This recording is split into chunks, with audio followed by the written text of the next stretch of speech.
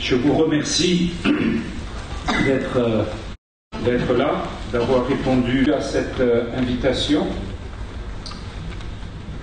Nous sommes donc dans le 3e volet de notre série de colloques sur l'Europe d'hier et de demain. Nous nous souvenons de l'émotion qu'il y a quelque temps suscita la présentation de ce calendrier proposé aux jeunes par l'une des commissions européennes. Dans cet agenda 2010-2011, toutes les fêtes chrétiennes avaient été supprimées.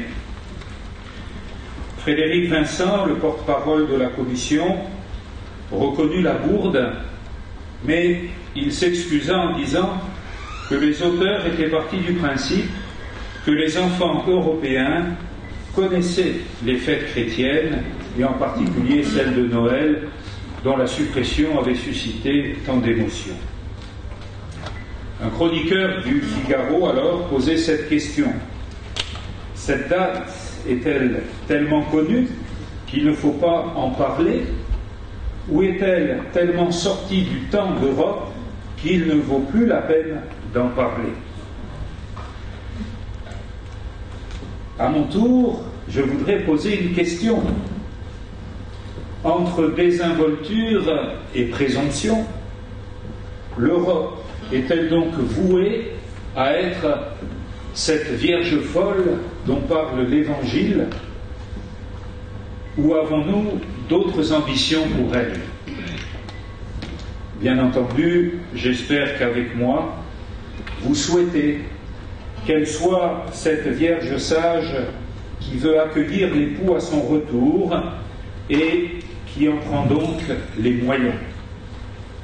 Tel est le sens de ce 3e colloque, où pour nous aider à faire provision d'huile en ces temps de pénurie, nous avons l'honneur et le plaisir d'accueillir parmi nous des intervenants de grande qualité.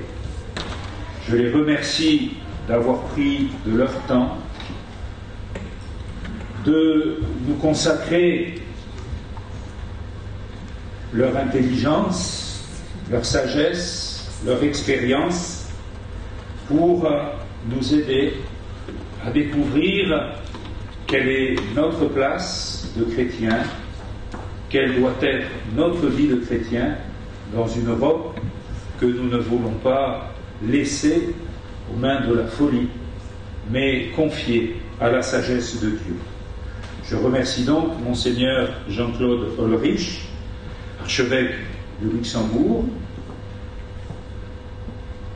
jésuite ayant passé de longues années au Japon, qui apportera donc un regard particulier et très riche sur l'Europe. Monseigneur Aldo Giordano, fin connaisseur des rouages de ces institutions, puisqu'il en est l'observateur au nom du Vatican et qu'il est secrétaire général du Conseil des conférences épiscopales européennes. Le père Alexandre Siniakov, hiéromoine de son titre, qui est le recteur de l'Institut Saint-Serge, le séminaire russe à Paris, et qui est aussi membre de la représentation de l'Église orthodoxe russe près des institutions européennes à Bruxelles. Monsieur Christophe Reveillard, diplômé en droit international public, docteur en histoire. Il a une carte de visite très longue. Sachez que c'est quelqu'un qui a écrit beaucoup d'ouvrages et qui est un enseignant et un chercheur. Monsieur Grégor Pupin, docteur en droit, directeur du Centre européen ECLJ, une organisation non gouvernementale d'inspiration chrétienne qui œuvre auprès des institutions européennes pour la défense de la liberté de religion, notamment auprès de la Cour européenne des droits de l'homme. Vous vous souvenez certainement de l'histoire des crucifix en Italie. Si gain de cause a été obtenu pour que ces crucifix puissent rester à leur place, c'est à lui et à son équipe que nous le devons. Et enfin, Madame Annie Laurent, docteur d'État en sciences politiques, spécialiste du Proche-Orient et qui, depuis le début de ces colloques, est à nos côtés et accepte finalement d'en être la marraine, en quelque sorte.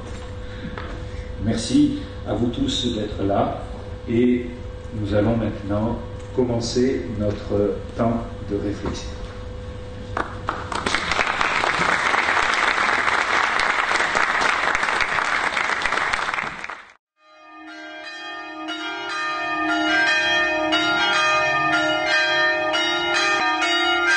L'association Les Amis de la Basilique Notre-Dame de la Victoire est à l'origine des congrès de la Basilique. Depuis 2 ans, elle propose une réflexion sur l'Europe d'hier et de demain, invitant le public à prendre conscience des racines et de l'avenir chrétien de notre vieux continent. Intégrés à la fête de Saint-Raphaël, ces colloques permettent d'associer une réflexion de qualité à une démarche spirituelle que prolonge la découverte d'un lieu exceptionnel où il fait bon vivre, la commune de Saint-Raphaël. Un cycle de colloques consacrés à l'Europe, couvrant 3 années.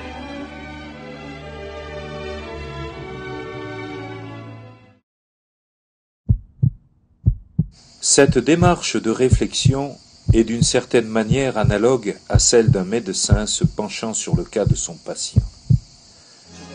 Ainsi, sous la présidence du cardinal Canizares et grâce aux intervenants de niveau international, nous nous sommes penchés sur les origines historiques de l'Europe moderne. Savoir d'où elle vient permet de mieux cerner son identité. Conduite par Michel Fauquier, Monseigneur Bernard Ardoura, Roberto Di Mattei et Annie Laurent, l'étude histologique nous a fait découvrir une Europe dynamique, combative face à l'islam conquérant des Turcs, mais fiévreuse et prête à éclater sous le coup de boutoir de la philosophie des Lumières et des nationalismes particuliers qui cherchent à muter l'ADN spirituel d'une Europe génétiquement chrétienne. Les résultats de cette démarche exploratoire sont à votre disposition dans le tome 1 des actes du colloque. Après l'examen des antécédents familiaux, le moment du diagnostic. Notre second colloque a posé alors son regard sur l'Europe contemporaine, avec une question. Marque-t-elle la fin de la chrétienté de la foi ? Pour le professeur Émile Poula, la notion de chrétienté subsisterait d'une certaine manière dans l'influence transnationale de l'Église catholique contemporaine. Aux yeux de beaucoup, l'Europe semble atteinte d'un mal aux apparences bénéfiques. Mais celui-ci l'a conduit vers un totalitarisme de la pensée unique et l'esclavage d'une anthropologie pervertie.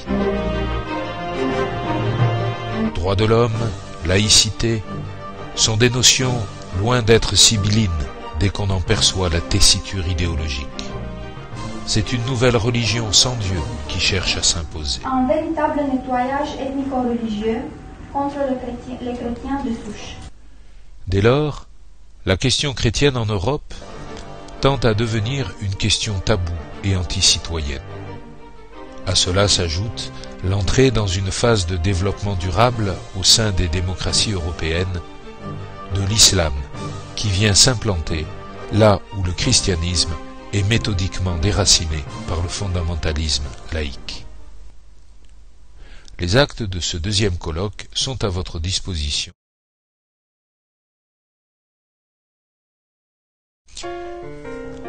Si nous conservons notre analogie thérapeutique, nous arrivons avec ce troisième colloque, celui de cette année 2013, à la phase du traitement et à celle du suivi médical.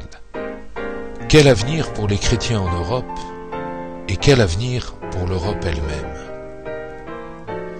Entre ouverture et résistance, nous devons être sûrs d'une chose. L'Europe ne sera chrétienne que s'il y a des chrétiens en Europe qui s'engagent dans la cité et qui témoignent de leur foi. Ainsi se clôturera notre réflexion triennale sur l'Europe. Mais l'aventure des congrès de la basilique n'en sera pas pour autant terminée. 2014 élargira notre vision chrétienne européenne.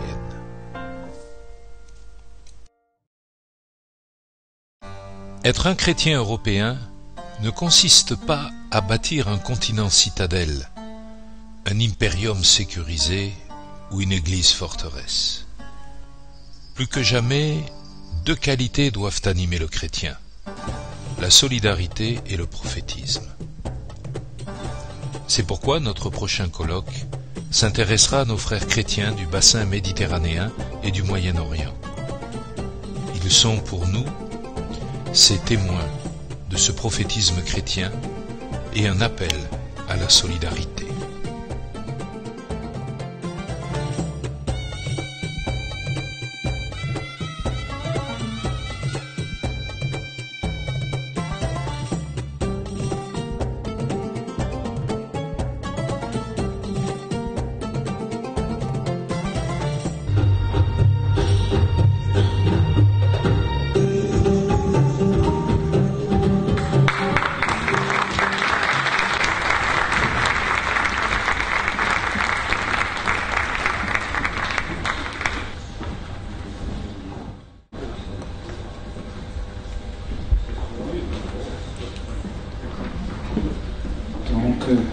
Je suis très honoré de pouvoir être ici avec vous et de réfléchir ensemble sur cette Europe.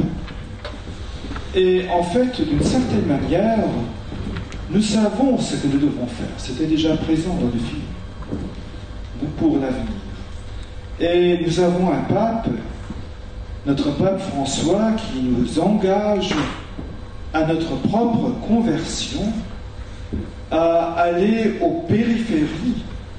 Et c'est beau cette image de la périphérie. Naturellement, c'est une image qui vient de l'Amérique latine, des villes comme Buenos Aires, Sao Paulo, Rio de Janeiro, où on a un centre très riche et des périphéries très pauvres.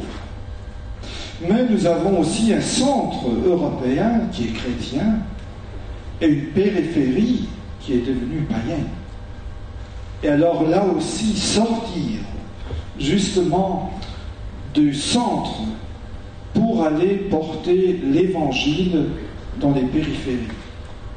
Mais nous ne pourrons le faire que si nous sommes imprégnés de cet évangile. Et pour cela, eh bien, comme il y a continuité entre le pape Benoît XVI et le pape François, c'est cette fides quaerens intellectum, cette foi qui demande, qui exige l'intelligence, l'effort de réflexion. C'est ce que nous allons faire pour que notre intellect, la raison de l'Europe, demande de nouveau la foi pour éclairer la raison, pour là aussi ne pas rester au centre de la rationalité, mais non pas aller aux périphéries, mais aller en haut, pour que notre raison soit éclairée. Et je trouve très beau que nous couvrons dans le congrès de cette année toute l'Europe. Toute l'Europe, je pense tout d'abord au Conseil de l'Europe, parce que l'Europe du Conseil de l'Europe est beaucoup plus grande que l'Europe que nous connaissons de Bruxelles.